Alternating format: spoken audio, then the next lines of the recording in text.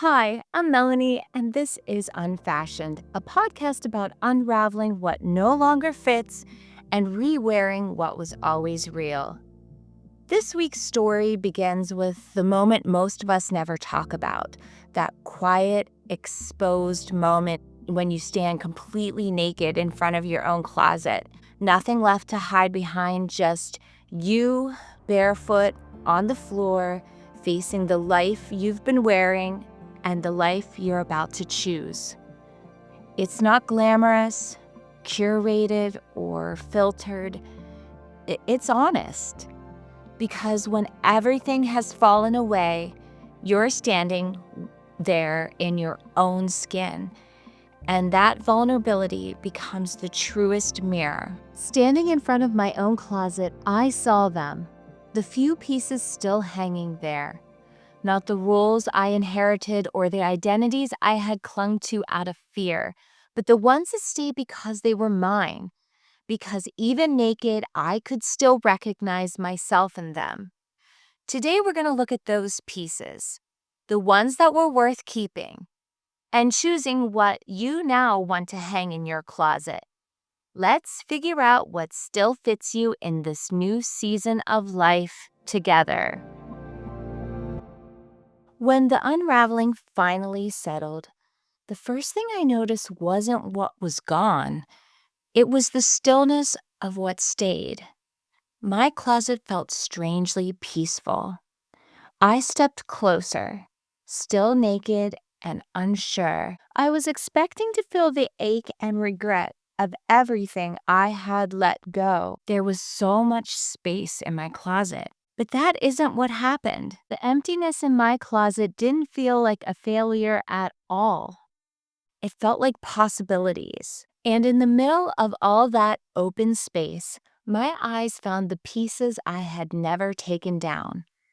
Not because I overlooked them, but because they never asked to be reevaluated. They simply belonged to me.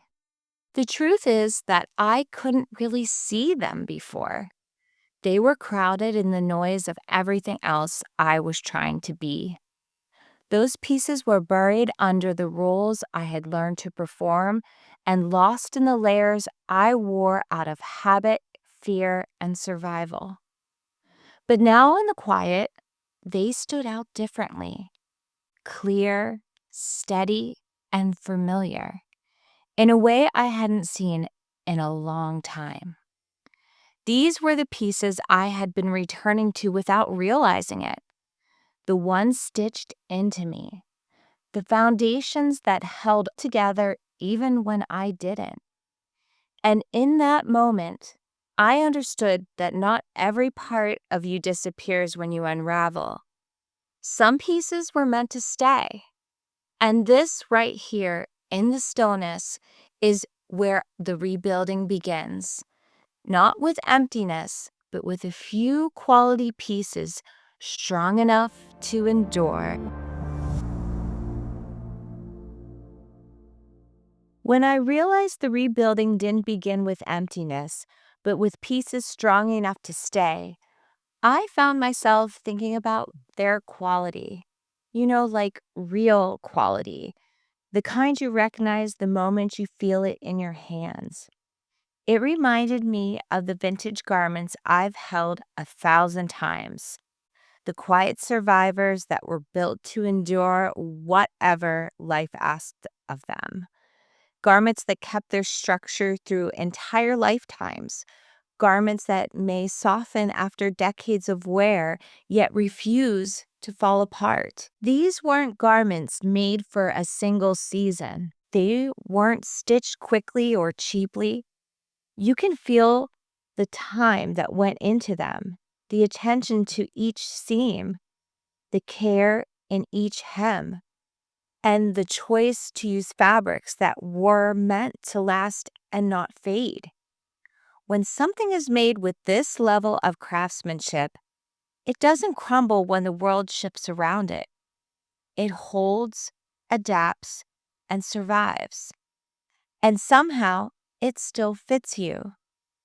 Those were the pieces of clothing still hanging in my closet that I am finally able to see clearly. They were not fragile, not trendy, and they weren't the placeholders for who I used to be.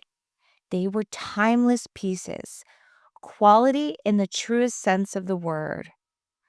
I didn't have many pieces left hanging in my closet, but the ones that remained felt like heirlooms, like a coat you never part with, or a fabric that warms you again and again. These pieces are the pieces that fit you in every chapter of your life because they were meant to.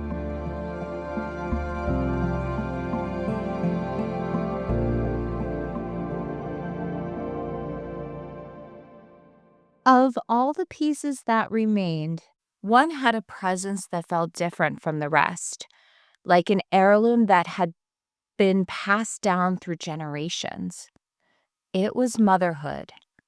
If the other pieces were beautiful garments that had survived time, motherhood was the one made from the thickest wool and stitched with loving hands.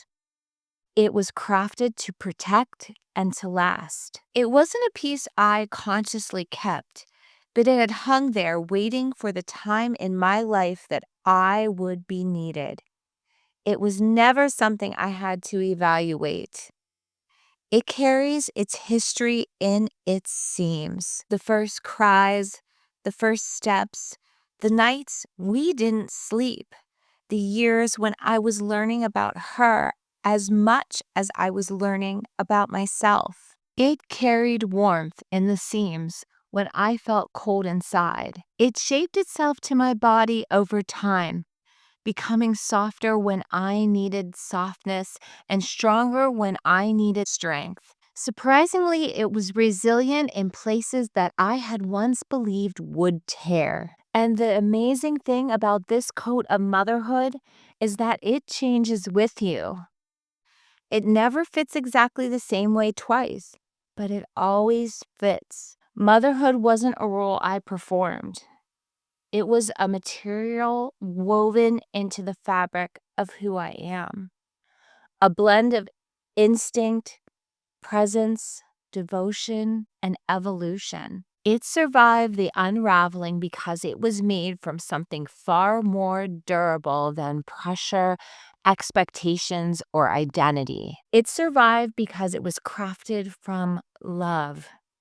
The kind of love that expands and rearranges you, the kind of love that teaches you how to rebuild even when you have no blueprint. And as I stood by the quiet closet, I realized I didn't want motherhood to look like it used to look. Not the version where I disappeared inside or the version where I earned my worth through sacrifice. I wanted to wear it differently now, with more breath and presence, with more room for both of us to grow into the women we were becoming. That's the beauty of a true heirloom piece. It carries its past, but adapts to your present. It belongs to you in every chapter, not because you hold on to it, but because it holds on to you. Motherhood may be the greatest piece that remained. It carries the most history, the most love, and the most truth.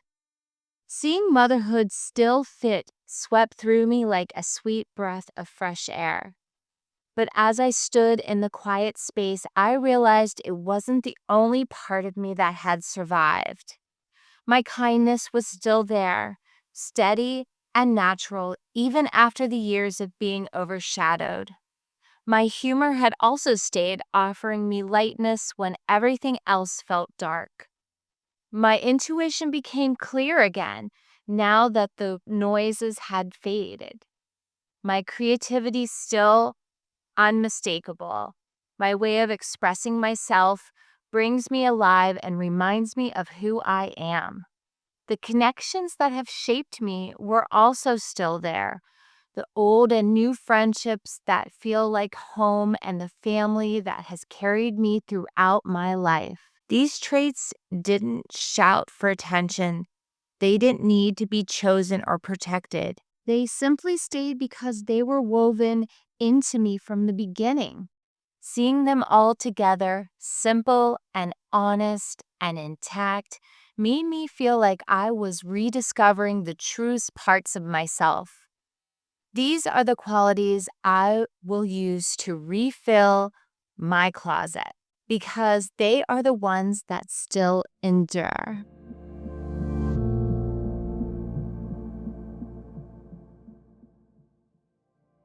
As we near the end of this story, I'd like you to take a moment to think about your own closet, not the physical one, but the one inside you. You see, not everything you've lived through has stayed. Not every version of you has made it to this chapter, but some things did, and I want you to notice them.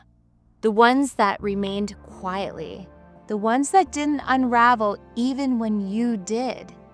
Maybe it's a strength you've forgotten you have, or a softness you're learning to trust again. It might be a dream, an instinct, a relationship, or that strong part of your spirit that has stood beside you without needing recognition. Whatever it is, let yourself see it, because it's where your rebuilding begins.